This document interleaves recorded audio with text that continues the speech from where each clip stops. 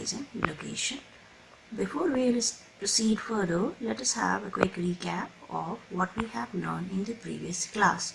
So in the previous class, we have learned that India as a country, it lies entirely in the continent Asia. Before that, we have learned the meaning of continent, then 7 major continents that are found on the planet Earth. Then we have learned India. It occupies 7th position with 3.28 million square kilometer. In the world's total geographical area, India accounts for 2.4%. Then we have learned that India is surrounded by 3 major water bodies, namely Bay of Bengal, Arabian Sea and the Indian Ocean. So today in this lecture, we'll try to understand which are the 6 major countries of the world which are quite larger than India. So first in the series we have Russia, then second we have Canada, third we have United States of America, fourth we have China, then fifth we have Brazil and sixth Australia. And seventh we have our own country, India. Let us see them in the world map. Here where my cursor is there, this is the country Russia. Then we have here this country called as Canada. Then here we have United States of America. Here we have our neighboring country China. Then here we have a country Brazil. And here we have a country Australia. One thing, dear children, you must remember, Australia is both a country as well as continent. In terms of continent, it is the smallest continent in the world. Now, here in these 2 images, you can see one is the line of latitude and another is the line of longitude. We have to understand the location of a particular place on the basis of latitude and longitude. We'll first understand the meaning of latitude and longitude, how this latitude and longitude help us to understand a place better, what are the importance of latitude and longitude for a particular country. So before we will proceed further, we'll try to have the understanding of the concept of latitude and longitude. So first, before we will understand this concept of latitude and longitude, one thing one must remember is that both latitude as well as longitude, these are imaginary lines.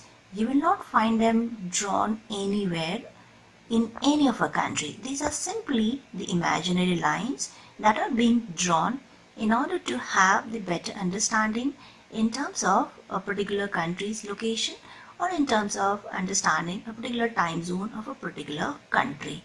So here first we'll understand latitude, it's important, and then we'll proceed with longitude. Latitudes are those imaginary lines which runs towards either South Pole or towards the North Pole from equator. So in a simplest way, we can understand those lines which are running towards the South Pole and North Pole from the equator. They are latitude. Here we have to understand that there are various parallels of latitude. We have Tropic of Cancer, we have Arctic Circle, we have Tropic of Capricorn, we have the Antarctic Circle. So these latitude and the parallels of a latitude are very important for better understanding of a particular countries, especially in terms of the climatic zones, because with the help of a latitude we can understand the heat zones of the earth.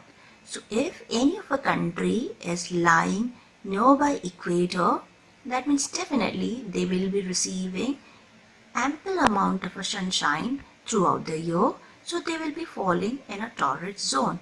And if a particular country is lying far away from the equator, here we can say it either this Antarctic Circle or the Arctic Circle. If any of the countries are in these areas, definitely the sun's rays would not be directly falling on them.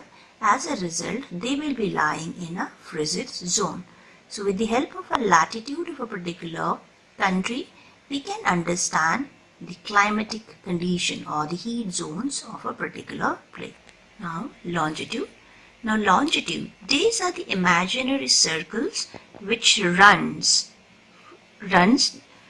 parallel to the prime meridian. So longitude runs in a east-west direction. As we have seen, latitude runs in north and the south direction from equator.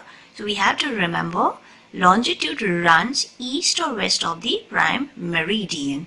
Longitude of a particular place help us to have the better understanding of a time zone. So both latitude and longitude have a different significance. One, latitude, that is helping us to understand the climatic condition or a heat zone, and longitude, it is helping us to have a better understanding of the time zone of a particular country. Now let us have a better understanding with the help of a map of India. Here we have the map of India. So first we'll try to understand the latitudinal extent of India. Latitudinal extent of India is 8 degree 4 minute north and 37 degree 6 minute north. Similarly, we have the longitudinal extent of India. In the easternmost part of India, where we can see the state of Arunachal Pradesh, there the longitudinal extent of India is 97 degree 25 minutes east. Then on the western side we have Gujarat, where we can see 68 degree 7 minutes east.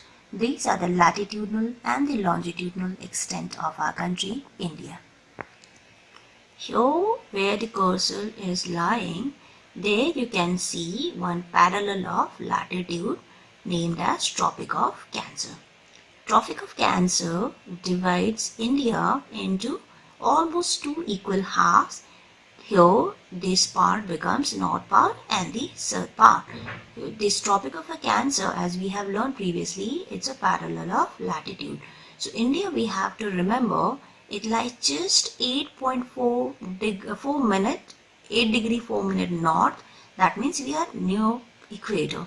One parallel of latitude degree in terms of 1 degree of a latitude is equivalent to 111 kilometer. So you can calculate also how much distance we can see it and how far we are here. This particular area, that is Jammu and Kashmir, how it is far, how much far it is from equator, and this area of South India, how it is close to equator, that also we can understand with the help of a latitude. There are 8 states of our country through which this Tropic of Cancer passes. First one, we have Gujarat, we have Rajasthan, we have Madhya Pradesh, we have Chhattisgarh, we have Jharkhand, certain portion of West Bengal. Similarly, we have 2 northeastern states, Tripura and Mizoram. So these are the 8 states in India through which the Tropic of Cancer passes. This much we will learn in today's lecture, and remaining we will continue further. Thank you and have a good day.